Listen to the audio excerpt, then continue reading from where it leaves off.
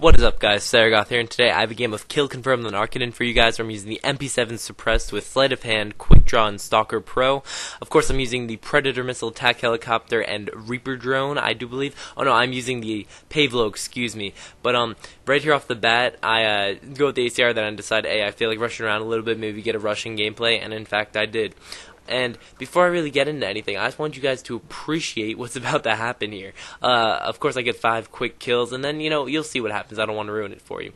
But as you tell by the title of this game, I am using the tactical button layout for my first time. It's been highly recommended by a lot of big YouTubers. They say it really improves your game, so I figured why not give it a shot, why not try it out. I mean, it couldn't hurt if I just try it for one game, or maybe one day, or maybe even a week just to get used to it, to see, give it a fair chance. Because if you've been doing something for so long, if you don't give it at least a week, it's not really a fair chance to do something. And right there you see I was trying to get up using the B button, and I just randomly knife in midair.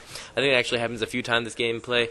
Unlucky that I couldn't kill this guy, but 3, 2, 1, 5-man Predator Missile. Grim Reaper Challenge right there. That's actually the first time I've ever gotten it.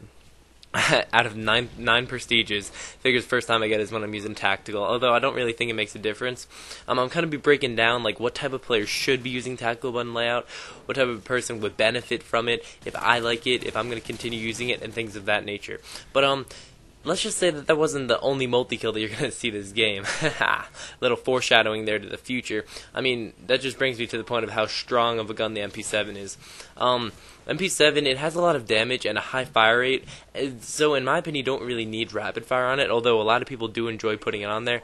I find that you don't really need it, it's not really a necessity, and just I can work well enough without it. Now, a lot of people say that the rapid fire makes a huge difference, but I say that silencer and extend the mags is all you need. With that huge clip in the silencer, you can move around the map stealthily, not having to reload a lot, and just wrecking kids. I mean, if you watch this gameplay, you can just see that you don't really need that extra bullet damage. And that was actually my first drop shot, my first solid drop shot ever with the tactical one layout. So from that aspect, it is helping me a little bit. And then let me get into what type of player would benefit from it and what type of player wouldn't. If you're more of the camper type player or, strategical defensive player, I'll give you, then you're not going to be wanting to use it because that type of player usually is more dependent on, watching corners, watching angles, and the only thing that they would benefit from is drop shotting, but they wouldn't need the drop shot as they're mainly looking down maybe one aisle or one section of, the map, and also they wouldn't really need to use the drop shotting function as much as they might need to use the function of a. Excuse me, I'm gonna need to pause the commentary for 1 second. Alright guys, and I am back now with you, and I might have to pause for a second because I had to talk to my dad about something, but here we go, right back into it, and like I was saying, the tactical button layout really wouldn't benefit a more defensive type person, but then you have to pose the question, who would it benefit? And it doesn't even need to be like the biggest rusher on the map, or even the most aggressive player that you've seen in your life, but you do need to be offensive more than defensive, to say the least. You need to be the person that's pushing up on objectives and even moving around the map a lot, and in that type of situation, you might actually get into a lot of long-ish mid-range gunfights where drop-shotting would actually strongly benefit you. And I actually have a cool little statistic here for you guys. I don't know if you've ever heard of them, but this site called Icons actually took this poll on there, like a little poll type thing. It's not really anything major, no kind of, Call of Duty census. But, oh, wait for it, triple kill! Actually, I think that was a quad. No, it was a triple kill. And I tried to, with me pausing the commentary, I tried to line it back up where it was as best as I could. But, I had to move my computer because I had to talk to my dad, and he told me to go into a different room because I was using that one. So, a lot of stuff just happened, so I just want to make sure that the commentary is in the same spot. But, to say the least, I did just get a triple kill at some point in the commentary. It was nice.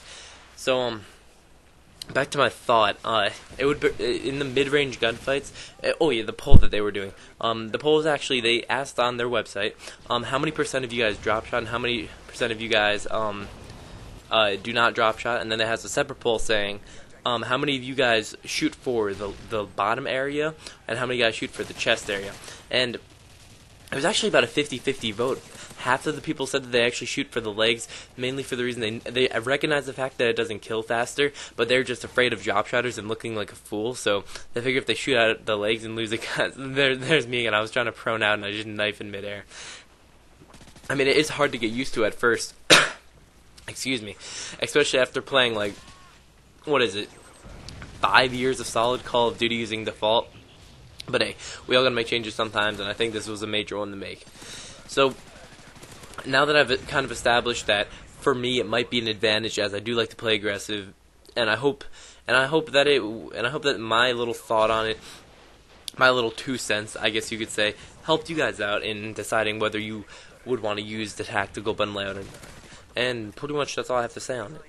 So starting up on a completely different subject, and I'm sorry if it sounds like I'm just cutting back in and out here, but you know, a lot of stuff is going on in my house right now, and it's just really weird, and I have to keep getting up, talking to my brother, talking to my dad. But now that we're finishing up on my final subject here, the gameplay is getting down to the final 2.5 minutes, I believe. I just kind of want to give you guys thoughts on my channel, you know, kind of a chance for me to thank you guys, and for you guys to give me feedback on my channel, and you know, tell me if you guys like what I'm doing. I'm gonna start doing more tips on my channel. I'm liking the quiz time that I'm doing. It's fun. They're easy, but they're not easy. I mean, they're hard, you know, videos to make, and I put a lot of effort into them. But at the same time, they're easy in the sense that it gives me something to talk about. It gives me something to make the commentary interesting, for me to be a little humorous. It gives me like the general basis for a good commentary. And now, I don't really have much to tell you guys. I don't want to turn this into like my first commentary ever where I would just babble on about nothing, just because I was running out of things to talk about. So I think I'm actually going to wrap the commentary up here and just leave you guys with one final thought. Do you guys think the MP7 needs rapid fire on it? And if so, leave it in the comments below. And also, you guys, can you tell me what you like about my videos, what you don't like, what you like about my commentaries, what you don't like, and what would you like to see on my channel that I don't already have? But besides for that, guys, I like making my content is now daily, My content is now daily, and it will be for a while now. I'm going to give YouTube a chance, see where it goes, see how much fun we can have in the process. But guys, thank you for all the support. 112 subscribers, that's a lot of people, and hopefully it just keeps growing. You know, share it with your friends, like it, favorite it, comment. And besides for that, guys, I hope you enjoyed, love you all, and peace out. Have a nice day, and enjoy the gameplay.